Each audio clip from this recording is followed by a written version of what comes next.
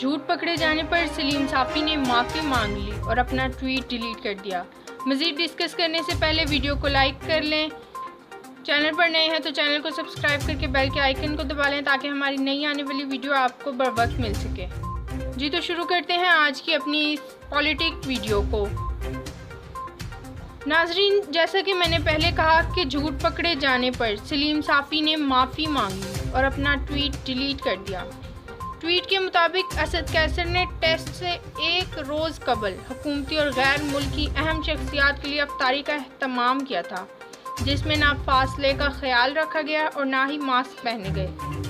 جی، آپ کو مزید تفصیلات سے بتا رہے ہیں کہ سلیم صافی نے ایک ٹویٹ شیئر کرتے ہوئے تبصرہ کیا کہ لاک ڈاؤن کا مذاق اڑا کر اسپیکر قومی اسمبلی اسد قیصر نے سرکاری خرچے پر دعوت کا اہتمام کیا ہے، جس میں اس نے وزراء اور سفیروں کو بلا لیا۔ دراصل سلیم صافی نے یہ جو تصاویر شائع کی تھی وہ پچھلے سال 2019 کی تھی، جب امام کعبہ پاکستان تشریف لائے تھے اور ان کے اعزاز میں ظہرانہ کیا گیا تھا۔ اس تصویر میں شاہ محمود قریشی، شہریار آفریدی، علی محمد خان، پیر نور الحق قادری، سعودی عرب اور UAE کی اہم شخصیات کو دیکھا جا سکتا ہے۔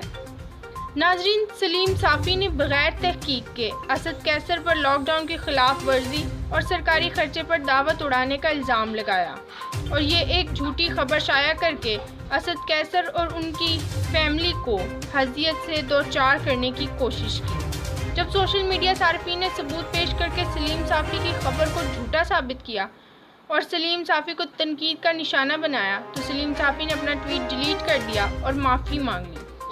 سلیم صافی نے کہا کہ سوشل ڈسٹینسز کے بارے میں حساس ہونے کی وجہ سے سلیمانی صاحب کی یہ ٹویٹ میں نے تبصرے کے ساتھ ری ٹویٹ کی تھی، لیکن اب پتہ چلا کہ یہ تصویر پرانی تھی۔